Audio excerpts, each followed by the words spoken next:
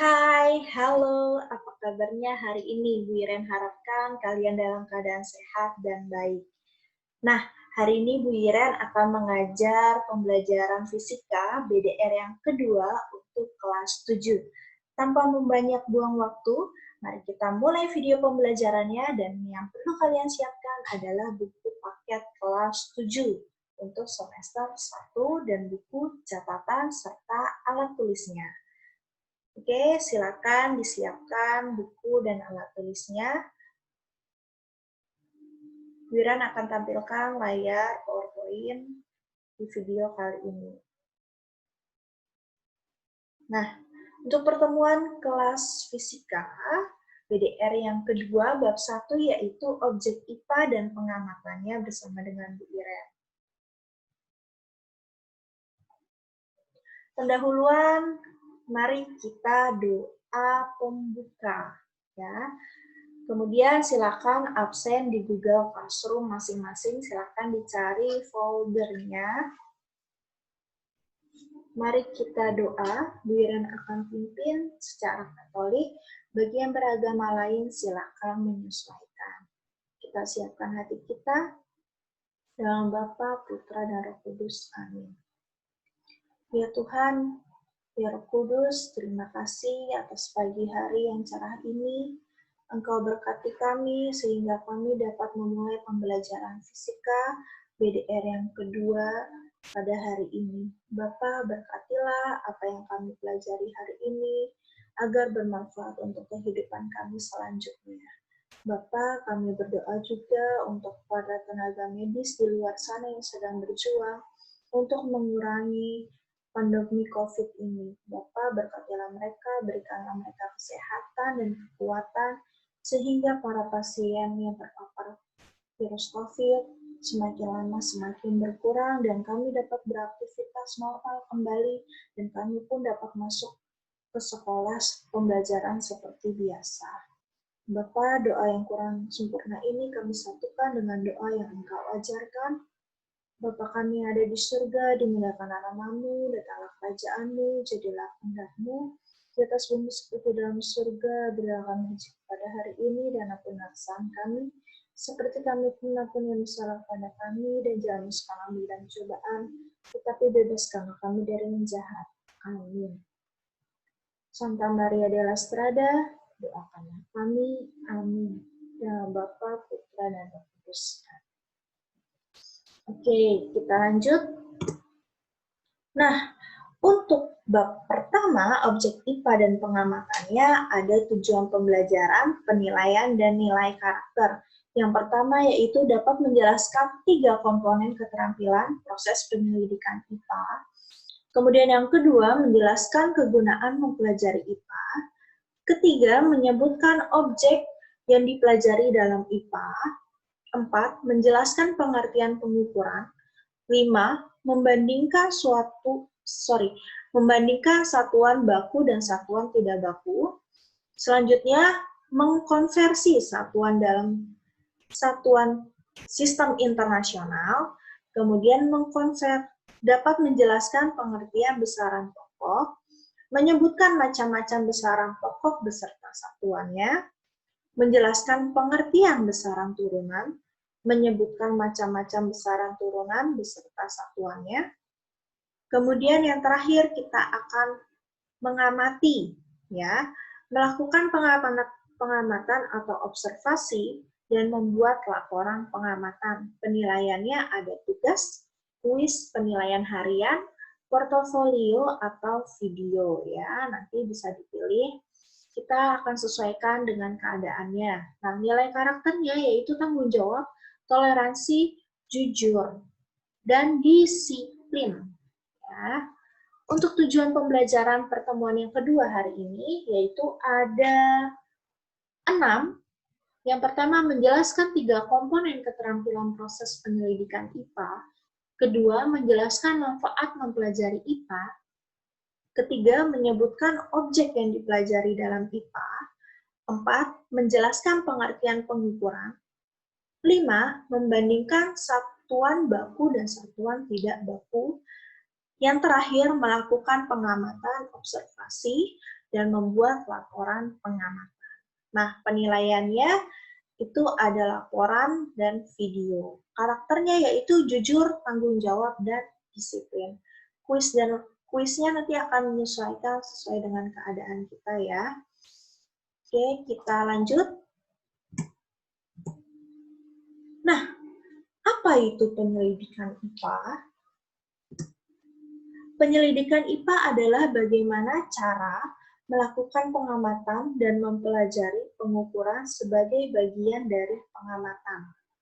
Jadi penyelidikan IPA itu bagaimana cara melakukan pengamatannya dan mempelajari pengukuran sebagai bagian dari pengamatan. Jadi kalau kita melakukan pengukuran, kita juga melakukan penyelidikan sederhana. Selanjutnya, langkah awal untuk mempelajari benda-benda di sekitar kita dapat dilakukan melalui pengamatan atau observasi. Nah, kalau kalian misalkan ada bunga di pinggir jalan rumah kalian, setiap kalian lewat, itu pertama bunganya segar, kemudian hari kedua kalian lewat, batangnya semakin bertumbuh panjang ya, semakin tinggi, kemudian hari ketiga kalian lewat, nah seperti apa keempat, kemudian lama-lama layu. Nah, itu kalau kalian perhatikan dengan baik-baik, kalian melakukan observasi, melakukan pengamatan yang tanpa kalian sadari ya. Kalian mengamati nih, kayaknya hari kemarin itu bunganya seperti ini, sekarang seperti ini, kemudian kemarin-kemarin seperti ini. Nah, tanpa kalian sadari, kalian melakukan pengamatan sederhana. Kita lanjut. Sebelum itu, wait. Nah, apa sih manfaatnya kita meneliti khususnya di bidang IPA? Apa sih sebenarnya manfaatnya? Ya, kalau tidak ada manfaatnya, kenapa harus kita pelajari? Ya kan? Nah, sekarang Bu Ire minta kalian untuk berpikir, sebutkan manfaat-manfaat yang menurut kalian penting, kenapa kita harus belajar dan menyelidiki di bidang IPA. Bu Ire akan berikan waktu ke kalian dalam hitungan yang ke-10, silakan tulis dalam kolom komentar. Bu Iren akan perhatikan komentar kalian. Ya, hitungan ke-10 mulai dari sekarang. 10, 9, 8, 7, 6, 5, 4, 3, 2, 1. Oke, selesai. Nah, kita lanjut. Silakan tuliskan di kolom komentar yang masih mau nulis. Bu Ira yang berikan waktunya. 1, 2, 3, 4, 5. Oke, kita next ya. Nah, manfaat penyelidikan di bidang IPA ada 4 yang paling pokok.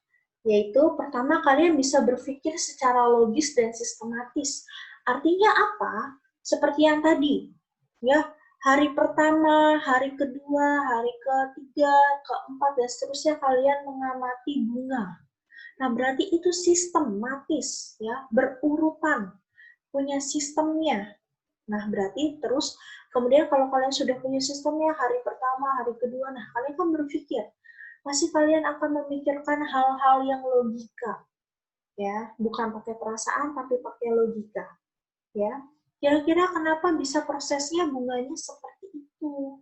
Nah, pasti kalian akan berpikir, oh ya ternyata begini, ternyata begitu. Kalau kalian penasaran, kalian bisa cari di Google ya informasi-informasi.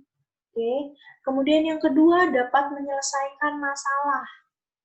Ya, misalkan ketika mama punya pohon di rumah, ya, mama hari ini beli dalam keadaan yang segar pohonnya. Terus hari kedua masih segar, hari ketiga tiba-tiba layu. Nah, kalian amati sebenarnya apa yang terjadi. Nah, ketika kalian sudah menemukan masalahnya, kalian temukan solusinya. Oh, ternyata mama salah beli pupuk, seharusnya pupuknya bukan yang ini, karena pupuk yang ini panas, Mama. Nah, kalian bisa informasikan ke orang tua kalian, atau, Mama, siramnya jangan di siang hari, sebaiknya di pagi hari atau sore hari. Nah, seperti itu. Kalian bisa memberikan solusi, ya. Ketiga, memahami berbagai hal di sekitar kita, seperti yang tadi, ada kepekaan, misalkan tadi ya, contohnya, ada bunga di pinggir jalan, nah kalian berarti peka terhadap hal di sekitar kalian. Begitu pula ketika ada teman yang membuang sampah ya sembarangan. Berarti apa yang harus saya lakukan? Kok tiap hari teman saya ini membuang sampah dengan secara teratur di tempat bukan tempat sampah. Nah, apa yang harus saya lakukan? Nah, itu berarti tegur temannya. Ya, tolong dong kamu buang sampahnya jangan sembarangan, itu ada tong sampah di dekat kamu. Nah, kalian sudah menambahkan satu hal yang positif. Atau misalkan kalian lagi di dalam rumah, tiba-tiba teman kalian ngajak keluar main, ya banyak orang berkumpul. Nah, kalian bisa ingatkan juga, kita kan masih dalam pandemi COVID, lebih baik kita belajar dan bermain di dalam rumah saja. Nah, kalian bisa informasikan juga, mengingatkan teman yang lain. Oke. Keempat, meningkatkan kualitas hidup. Ya, salah satunya tadi contohnya membuang sampah sembarangan teman kalian, kalian tegur, ya. Nah, itu lama-lama akan menjadi kebiasaan yang baik untuk kamu untuk mengingatkan temannya. Atau bisa juga ketika nanti SMA ada penelitian atau percobaan, atau bahkan di SMP kalian mau mencoba membuat alat untuk mendaur ulang atau membuat alat agar temannya selalu ingat untuk membuang sampah sembarangan. Nah, berarti bagus ya. Oke. Nah, itu ada 4 pokok dari manfaat penyelidikan di bidang IPA. Kemudian lanjutkan. Ada 3 komponen keterampilan proses penyelidikan IPA, yaitu 1, pengamatan, kedua, membuat inferensi, ketiga, mengkomunikasikan. Bu Iren, kenapa 3 komponen ini penting? Nah, mari kita bahas. Yang pertama adalah pengamatan. Untuk menyelidiki, berarti kita harus mengamati menggunakan panca indera. Ya, kalau detektif, selain dari indera penglihatan, bisa juga indera peraba, ya, indera penciuman. Ketika misalkan ada kasus ya pembunuhan, ada darah berceceran, nah berarti kan kita lihat, set, ada darahnya. Kemudian kita bisa juga mencium baunya, darah segar atau bukan. Kemudian kita juga bisa meraba, adakah kerusakan di bagian rumahnya dan segala macam. Seperti itu kalau kasusnya polisi. Kemudian bagaimana kalau kasusnya penyelidikan di bidang IPA? Nah, misalkan tadi ya contohnya, ada bunga di pinggir jalan. Nah, kalian kan mengamati, berarti kalian menggunakan mata kalian, panca indera kalian. Nah, berarti kalian mengamati. Terus misalkan ada suara-suara, berarti kalian menggunakan telinga kalian dan sebagainya. Kemudian yang kedua, membuat inferensi atau menjelaskan berdasarkan pengamatan. Nah, setelah kalian amati, kalian harus bisa menjelaskan. Jangan kalian cuma amati, tapi kalian bingung menjelaskannya. Jelaskan saja menurut kamu seperti apa, belajar. Ya, belajar untuk menjelaskan. Memulai hal-hal yang baik, dan saya malu untuk menjelaskannya. Tidak perlu malu, tuangkan ide kamu, ya. Nah, kemudian yang ketiga, setelah kamu sudah menuangkan idenya, menjelaskan hasil pengamatan kamu, coba untuk komunikasikan dengan orang lain. Antar teman, boleh ke guru, boleh ke orang tua, ya seperti itu. Dan lebih baik kalau misalkan kalian bisa melakukan penelitian di sekolah dan membuat seminar, ya berarti kalian mengkomunikasikannya untuk publik, tidak hanya untuk Wiren atau bapak ibu guru yang lain, tapi bisa untuk publik dan teman-teman yang ada di luar strada tentunya ya. Kemudian Tiga komponen itu adalah tiga komponen yang paling penting untuk penyelidikan IPA. Yang pertama tadi, pengamatan. Kedua, membuat inferensi. Ketiga, mengkomunikasikan. Oke, Wiren lanjut. Apa saja objek IPA? Menurut kalian, apa sih objek IPA? Silakan tuliskan di dalam kolom komentar. Kira-kira menurut kalian objek apa saja yang termasuk dalam IPA? Wiren hitung mundur dari angka 10, 9, 8, 7, 6, 5, 4, 3, 2, 1. Tatot! Waktunya habis. Oke, terima kasih sudah menuliskan di kolom komentar. Kita lanjut. Ya, apa itu objek IPA? Nah, kalau tadi apa saja objek IPA, kira-kira apa sebenarnya objek IPA? Ya, objek IPA adalah seluruh benda yang ada di alam dan segala interaksinya. Contohnya, bakteri, virus, partikel penyusun atom, benda yang ada di langit, ya. Kemudian lautan, matahari, bumi, tata surya, nuklir, dan sebagainya. Oke, nah itu adalah contoh-contoh objek IPA. Jadi segala benda yang ada di alam dengan segala interaksinya. Wiran, kalau hewan bagaimana? Bisa. Itu juga objek penelitian. Oke, kita lanjut. Nah, pengukuran merupakan atau bagian dari pengamatan. Pengukuran kata dasarnya adalah, ayo ini bahasa Indonesia, silakan tuliskan di dalam kolom komentar, berikan waktu 5 detik, 5, 4, 3, 2, 1. Tarot, waktu habis. Jadi pengukuran kata dasarnya adalah ukur. Iya, siapa yang benar? Wah, kita lanjut. Nah, mengukur adalah kegiatan membandingkan suatu besaran yang diukur dengan besaran sejenis yang dipakai sebagai satuan. Jadi mengukur adalah kegiatan membandingkan suatu besaran yang diukur dengan besaran yang sejenis yang dipakai sebagai satuan. Oke. Nah, besaran itu apa sih, Bu? Nah, besaran adalah segala sesuatu yang dapat diukur. Segala sesuatu yang dapat diukur. Ya, bukan rasa sayang nggak bisa diukur, nggak ada panjangnya berapa, lebarnya berapa, ya. Maka itu bukan termasuk dalam besaran. Nah, besaran adalah segala sesuatu yang dapat diukur. Contohnya, silakan tuliskan di dalam kolom komentar. 5, 4, 3, 2, 1. Oke, terima kasih. Kita lanjut. Besaran dibagi menjadi satuan dibagi menjadi dua, yaitu satuan baku dan satuan tidak baku. Ya, ada satuan baku dan satuan tidak baku. Kita lanjut. Satuan baku, satuan tidak baku. Contohnya apa ya?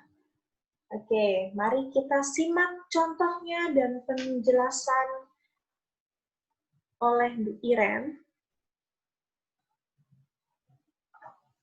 Nah, contohnya, misalkan, Bu Iren minta kalian mengukur meja yang ada di rumah kalian. Apapun meja yang ada di rumah kalian. Boleh meja belajar, boleh meja ruang tamu, ya, meja yang ada di depan, terserah.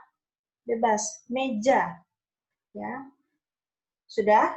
Oke, sudah bisa menangkap maksud Wiren. Nah, nanti Sediakan misalkan alat penggaris, ya, alat ukur yaitu penggaris atau mistar. Ya, kalian punya boleh yang 30 cm, boleh yang 20 cm. Oke, sudah bisa ya menyimaknya. Nah, kemudian silakan ukur, misalkan ya, ini misalkan ukur panjangnya menggunakan penggaris. Bilang saya cuma punya penggaris 30 cm, ini masih lebih. Boleh ditandai, 30 habis, kemudian balik lagi dari 0 ke sampai panjang mejanya yang paling belakangnya ya. Panjangnya sudah, lebarnya sekarang. Sudah, kalian tuliskan di selembar kertas. Kemudian minta tolong, Mama, tolong dong hitung lagi panjangnya berapa sih? Kemudian lebarnya berapa? Nah, sudah? Kalian cocokkan. Apakah kira-kira hasilnya sama? Oke. Sekarang yang kedua. Contohnya, kalian tadi mengukurnya pakai penggaris. Sekarang pakai jengkal tangan kalian. Gunakan jengkal tangan. Nah, kalian ukur ujungnya. Ujung meja ke ujung meja yang lain. Dapat berapa jengkal tangan kamu untuk panjang. Kemudian berapa jengkal tangan kamu untuk lebar. Tuliskan di selembar kertas. Kemudian minta tolong Mama untuk mengukur menggunakan jengkal tangannya punya Mama. Panjang, ukur, kemudian lebar. Kalian bandingkan. Kira-kira pengukuran menggunakan penggaris, ya, punya kamu dan punya Mama, apakah jauh berbeda? Ya, kemudian bandingkan jengkalan kalian yang tadi mengukur menggunakan jengkalan, bandingkan punya jengkalan kalian dengan Mama atau Papa boleh. Apakah jauh berbeda? Ya.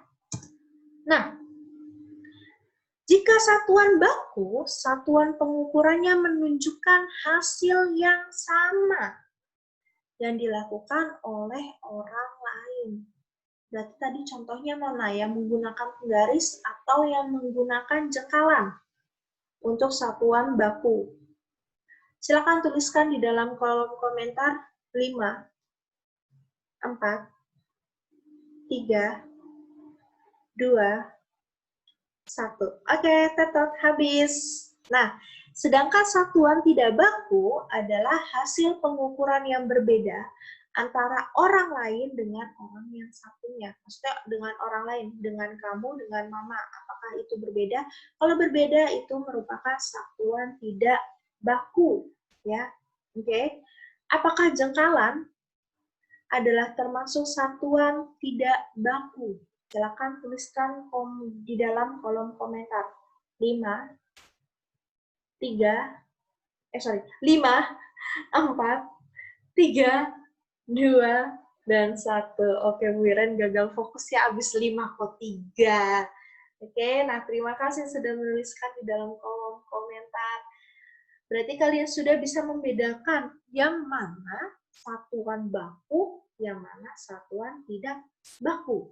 Kalau satuan baku, yang baku, hasil pengukurannya akan sama. Ya, kalau A ya A hasilnya.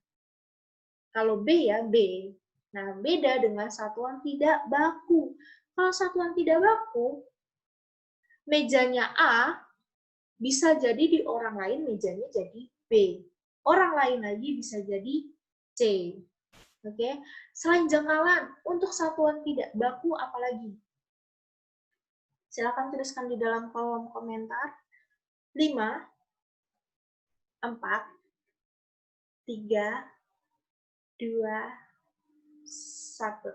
Oke, contohnya lain, selain jengkalan ada depa, ada kaki, ya, itu biasanya digunakan oleh orang Indonesia, begitu ya. Kita lanjut. Nah, evaluasi, ya. Evaluasinya ada pengetahuan dan keterampilan. Maka kita melakukan pengamatan sederhana, ya, yang ada di dalam rumah saja, tidak perlu keluar rumah Oke, tidak perlu keluar rumah. Yang pertama, Bu Ira minta kalian ukur meja belajar, meja ruang tamu bebas. Apapun yang penting meja. Ya, ada panjang, ada lebar. Kemudian catat panjang dan lebarnya. Kalian mengukurnya menggunakan penggaris. Oke, itu yang pertama. Kemudian yang kedua, silakan ukur meja belajar, meja ruang tamu bebas. Tadi bilang meja apapun, yang penting ada di dalam rumah. Ada panjang, ada lebar. Catat panjang dan lebarnya menggunakan jengkalan. Ya, jadi kalian lakukan itu misalkan kalian dan orang tua. Jadi kamu punya data kamu dan punya data orang tua. Jadi kamu ukur dulu menggunakan penggaris panjangnya berapa. Nanti mama ukur panjang punya mama berapa. Terus kamu ukur lagi lebarnya berapa punyamu pakai penggaris. Mama ukur lagi lebarnya berapa pakai penggaris. Yang kedua, pakai jengkalan. Berarti jengkalan kamu, yang pertama panjangnya, lebarnya pakai jengkalan kamu. Kemudian mama, panjangnya pakai jengkalan mama, lebarnya pakai jengkalan punya mama. Nah, dikumpulkan di Google Classroom paling lambat jam 2 siang, tanggal 24 bulan 7 2020, tentunya hari ini. Silakan tulis di buku tugas atau PSPR ya, difoto lalu masukkan ke Google Classroom masing-masing. Nah, nanti Bira mau lihat nih hasilnya apakah sama atau berbeda ya. Kita next. Nah, di sini ada contohnya. Bu Iran, tadi saya bingung harus gimana bikinnya. Nah, bikinnya gini. Jadi kalian siapkan tadi satu lembar di buku tugasnya. Yang satu, mengukur meja belajar atau meja ruang tamu, atau boleh meja yang lain kalian ganti di situ ya, menggunakan penggaris. Jadi bikin kotaknya dulu. Ya, yang itu mengukur menggunakan penggaris panjang, lebar.